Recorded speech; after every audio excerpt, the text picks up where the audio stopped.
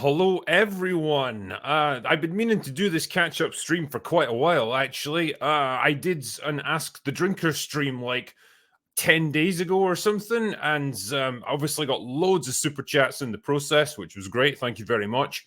But didn't have time to reply to all of them on the night. So as always, I do a super chat catch-up to cover them all.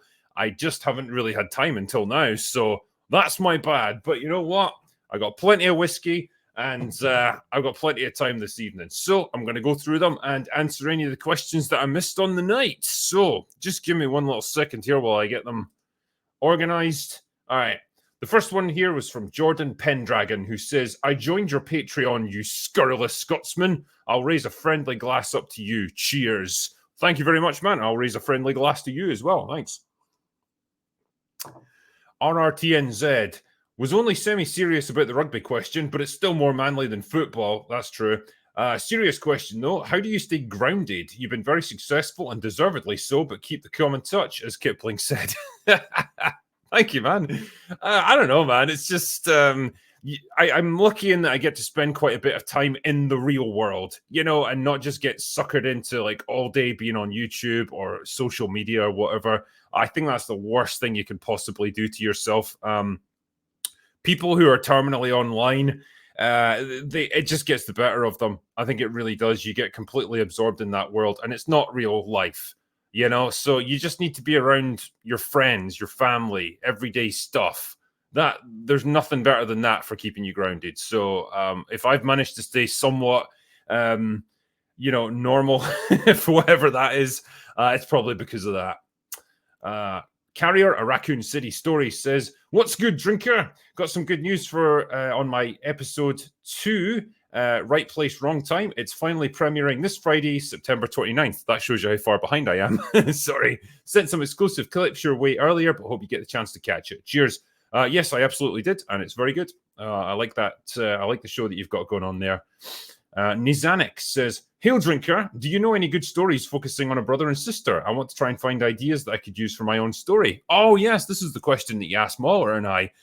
We kind of came up a bit of a blank on this one, actually. I kind of mentioned that, when you've got a brother and sister at play, it changes the dynamics of the relationships because obviously when you have a male and female in your story, the general instinct is to go for a romantic angle in one way or another. You can't really do that with a brother and sister unless you want to go down the Lannister route, which I don't think any one of us want to see. So yeah, nothing really came to mind. I think at the time, we mentioned at the time, like obviously, Luke and Leia from Star Wars, but they're not really revealed to be brother and sister until relatively late in the story. So the dynamics of that are different, I suppose. United Engines of America says, hey, drinker, you ever played the Halo games? A little bit here and there. I was never massively into them, so they weren't really my thing. So I would certainly not consider myself an expert on the Halo games. I think I played Halo 3 to completion. That's the one where Cortana sacrifices herself at the end and dies. So if that's the one I'm thinking of, it's Halo 3. But yeah, I enjoyed it for what it was. Perfectly good shooter. I get the feeling there's a lot more lore to it than you get from the games. Like there's a big expanded universe or something. So, hey, fair play. Inquisitor Frost says, hello, drinker. Opinion on Silver Bullet. Werewolf looks hokey, but one of Gary Busey's best, in my opinion. So... Silver Bullet, that is a right old one. That's an 80s movie. I don't know a huge amount about it. I vaguely remember. Does it not have a kid in a wheelchair as well? Is it not like Gary Busey working with him or something? Yeah, off the top of my head, I can't tell you much more about it though. So I don't know if it's great or not. DF12 says, what do you make of The Rock going back to WWE during the strike and after the failure of Black Adam? Seems like he has some heat in the movie biz. Yeah, good question. Seems like he's a bit old for the whole wrestling thing now. I don't know if it's just like he's going to show up occasionally for like a WrestleMania or something, or a massive like pay-per-view event, collect a big paycheck, do a few promos and then head off again. Not sure. I wouldn't expect it to last all that long though. movies are definitely where he's at, and that's what he's transitioned into. Because, man, I can understand the desire to do it. Every time you step into that ring and put on any kind of match, you're putting your health and possibly your life at risk. Like, these guys take some serious hits, and it only gets worse as you get older. Your body's not going to bounce back as easily as it used to. And The Rock's obviously in fantastic shape, but he is like 50, and that sort of stuff takes its toll after a while. So I can see why he'd rather do movies instead. But I don't know, maybe he's just trying to keep his profile out there. Who knows? I wouldn't expect it to carry on for too long, though. Salamander Man. Hey, Drinker, are you a fan of UFC middleweight champion Sean Strickland? Don't know much about the guy, I'm afraid. Yeah, I'm not too well up on my UFC, so I couldn't really tell you, mate. Mr. Hedgebull says, is there any movie you would like to see remade? I'd like to see a modern remake of Damnation Alley, closer to the book, which was excellent. Okay, fair enough. Yeah. Movies that I'd like to see remade. Oh, tough one. The problem I've got now is, like, I'm so soured on the idea of remakes that it's tough to get enthusiastic about any potential remake now, because they've been done to death and usually done really badly. So when I think of modern Hollywood remakes of older movies, I'm usually not I'm not enthusiastic about it. They've obviously done a good job with Dune. I like the remake back in the 90s of Cape Fear. Like, Robert De Niro was great in that. But in terms of other stuff, what else is there that we could get redone? Or that was the only rationale I would give for doing it would be if it was done really badly in the first place, but the concept was really great. Yeah, man.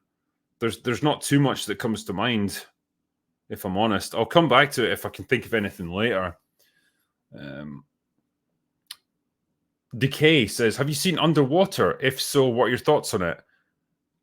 Is that the Kristen Stewart one? Hold on, let me just check.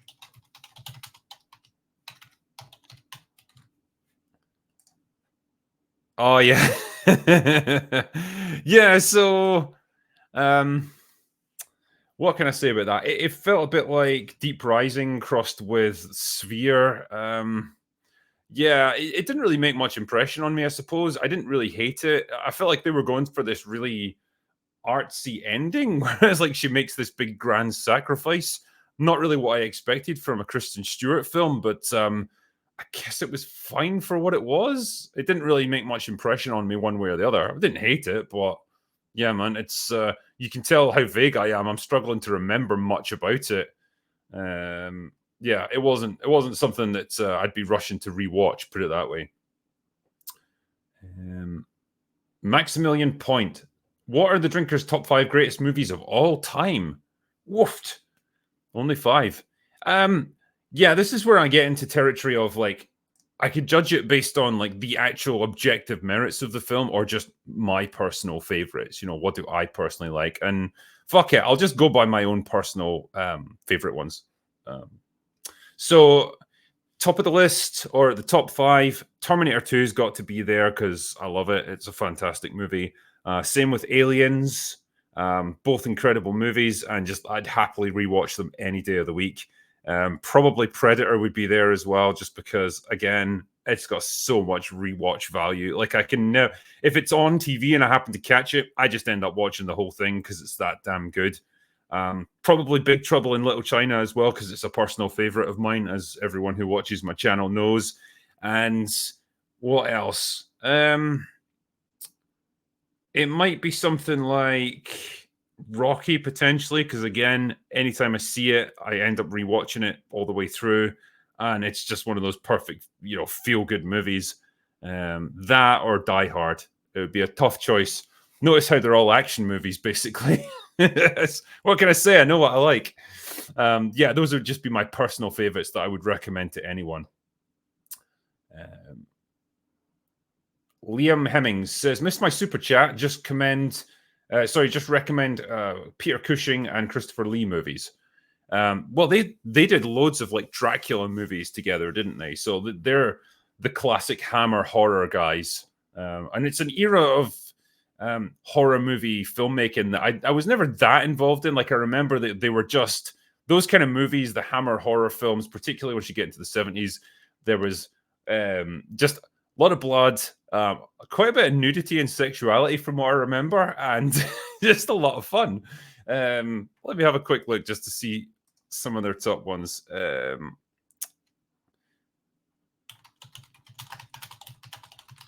So, yeah, Dracula's the obvious one. Hound of the Baskervilles, damn. Yeah, they did a lot. Curse of Frankenstein, of course, they had to have Frankenstein. The House That Dripped Blood. Man, I need to get into some more of these. Like, these sound great. Yeah, I'm just looking here. They were in 24 movies together. That is impressive. Yeah. Yeah, I need to watch more of them. Geek Factor says, just watched Dan Murrell's review of The Creator and got hyped as fuck. Any chance you'll give it a go? Sounds like it could use a boost. Yeah, well, obviously now in retrospect, I did watch it and I liked it. Had a few issues from a writing point of view, but overall, it's a good movie, and it's nice to see an original sci-fi film that isn't just it's not part of a franchise. It's not a superhero movie. It's just an original story. Definitely a few similarities to Rogue One, which we probably could have done without. But yeah, overall, I liked it, and I gave it a positive review. Northern English Bastard says, thank you for your advice on improving my videos. It's greatly appreciated, and I'm working on it now. Nice one. Dark Hour, Blue, and the others on the Drunk Post have been very supportive. You and the Long Man take care. Thank you very much, man. And yeah, Northern English Bastard, he's been a regular like super chatter of mine. Sent me some like a link to his channel, I think through Patreon. And I took a look at some of his stuff, and it's really funny. Like, I like his style, I like his accent. He's got a good sense of humor. Like, I picked him up on, he was making a lot of use of just static images rather than using footage. And it's just because he had a pretty rudimentary editing suite. But I think if he's working to improve that and he can get some good relevant footage in to support his videos, I think he's going to have a decent little channel. So looking forward to hearing more from the guy. So good on you, mate. And yeah, keep it up. Oh yeah, he's also asking me, dear drinker, have you ever tried the Innocent Gun single malt whiskey beer? Hard to get hold of, but worth a go if you shop around. It's not hard to get hold of if you're in Scotland. It's very easy, and it's very good stuff. Yeah, I like Innocent Gun Lager and their whiskey, their beer that's been put in, I think, whiskey casks for a while. It takes some of the flavor. It's also extremely good. So yeah, both of them, excellent stuff. Innocent Gun is one of my favorite beers, actually. Weirdo with a cello says, I have no illusions of being an actor, but maybe I'll get a shot or be in the background if I can make it to the set. I don't remember when you said this, but did it happen? Oh, right. So this must have been a reference to my short film. Yes, it did happen. I went to the set. I flew out to Canada. I got to spend like almost a week with them while they were filming, and I got to do a little cameo, and it was good fun. But yeah, I stand by what I said. Like, I'm not an actor. I don't pretend to be, and I don't want to be. My little cameo in the movie is just like a blink and you'll miss it appearance. It was just done for a bit of fun. I want to let the proper actors who are professionals do their job without me getting in the way. And so I think they did a fantastic job on this one. And I think people are going to be genuinely impressed when this movie comes out. So, yeah, man, I was just privileged to be there to see it get made, I suppose. Grant says, how about something a bit different? Does the drinker have some favorite romantic comedies? Best movie romances? Okay. I mean, you may be asking the wrong guy here, because one, that's not really my genre. I'm not really a massive fan of romantic comedies. And two, I'm Scottish and I'm a guy. So I don't really experience what you humans call emotion in the normal sense. So I don't get too caught up in romantic stories. But okay, off the top of my head, I've watched When Harry Met Sally. I thought that was pretty decent. It felt like quite an honest movie, actually. Dealt with the difficulties of men and women trying to be friends without sex getting in the way, and inevitably it does. So I thought it was quite an honest movie in that sense. It's obviously got the famous scene in Katz's Deli, which I tried to go to in New York when I was there, because it's still there and it's quite a famous place to eat. And yeah, it's like fucking ridiculously busy. You can't get in unless you've booked like 6 months in advance. What else? What was the other one I saw? I think I remember the Adam Sandler one, 50 First Dates, with Drew Barrymore, I think. And that was okay. It was kind of funny at times. It raised some interesting questions of like, oh my God, what happens when she's like 60 years old or something and wakes up and just like can't understand why she's suddenly got older. It's basically a woman who suffers from short-term amnesia. And so like essentially every day when she wakes up, it's like she thinks it's she's forgotten what's happened the previous day. So yeah, wacky shenanigans ensue. But yeah, it's not really something that I watch a lot of. It's just not my thing, I'm afraid. One day I should do like some kind of countdown of like best romantic comedies. Wayland Bicephus, opinion on using movie scores from other movies. It's a bit weird when it happens. Everyone remembers like in Wonder Woman 1984 when they put the score from, I think it was Sunshine, the Hans Zimmer score, and it's just so weird to see it, something iconic like that everyone remembers, transposed into a completely different movie in a completely different situation.